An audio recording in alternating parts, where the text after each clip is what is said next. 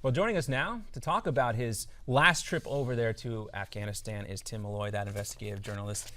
Tim, we go back a long time. It's great to see you. We've been competitors in the past, but it's great to talk to you about this. And you just came back from another trip. You've been to Afghanistan 5 different times. And here in the States, we hear a lot, especially from this White House, about the withdrawal, the ending of certain special combat operations in Afghanistan, certain parts of that country. But tell us what it's like there to be side by side, shoulder to shoulder, with the men and women who are still fighting that war. John and Morgan, it is still we're still very much engaged. The minute you get on the plane in Ramstein, Germany, and I fly down military and get off in Bagram, you have your body armor on, you're on high alert, and even more so. And we lost 2 people this week, 2 coalition soldiers, 2 American soldiers. So there is still very much a war there, still thousands of our people there. There are people out on FOBs, forward operating bases. It's real, it's still happening. So Tim, it seems to be almost an attack on journalists. Why do you think they're targeting journalists? And as a journalist, how can you protect yourself?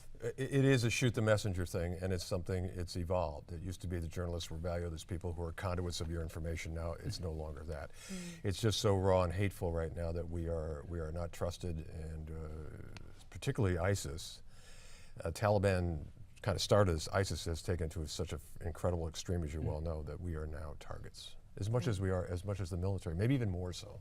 And why do you think that has changed? Has that changed because of the media culture today, when these guys can get their message out through a number of different conduits? They don't necessarily need these journalists anymore to portray these messages. That's a very good point. I mean, a lot of the ISIS thing was organized through iPhones and through sophisticated interpersonal relationship electronically, and that wasn't the case 10 years ago now.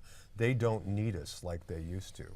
And they don't trust us. And we've been in Afghanistan for almost 13 years now, and in the Middle East for goodness knows how long. So I think that's a good point. We are not valued anymore. We are combatants. And Tim, I guess as a civilian and as a journalist, why go there? Why is this so important? Every time you step off that plane, you're putting yourself in harm's way. Why is it so important to be there on the ground with the troops and tell us what it's like? I certainly don't, and I've talked to John a lot about this because we're friends. I don't want to overstate the risks that I take. I'm not a cowboy, and I'm not saying like a James Foley or those guys. These are very courageous people who take more risks than I have. I've only gone alone twice. I usually go with the military. The point is, it is still an enormous story, an important story. We've got kids in harm's way, and I will call them kids because they are young people. They are the best of us. So as a journalist, I tell their stories. I don't do the politics side of it. I generally go to tell the stories of the people we have still serving over there and giving so much. So just from my personal standpoint, I'm going back December 10th. I'm going to do some stuff over Christmas and the holidays just to remind people that we're still there. So that's a very basic thing with regard to me. I don't do the complex military stuff. I don't do necessarily the policy. But that's why I go. The human interest. Yeah. And you just mentioned proving to people that we are still there. I know the president said we will be out of Afghanistan. Do you think that's likely? Do you foresee that happening? Well, I don't want to get too far into it. I mean, I know this week there was an announcement that we have kind of quietly decided to stay a bit longer with a few more people. I can tell you this, it's interesting, when you go to Bagram now, you don't see the F-16 fighter jets taking off, roaring off 2 at a time, but you do see these sort of butterflies going off. They're the drones. So we will become, I think, a kind of a hyper drone base over there, going over to Pakistan or going wherever we have to go. And I think the concern about ISIS, John and I were talking about this, concern that ISIS too in Afghanistan is loomed possibly. And so we're probably going to stay there in greater numbers than we have. So if we did pull out completely, we could end up with another.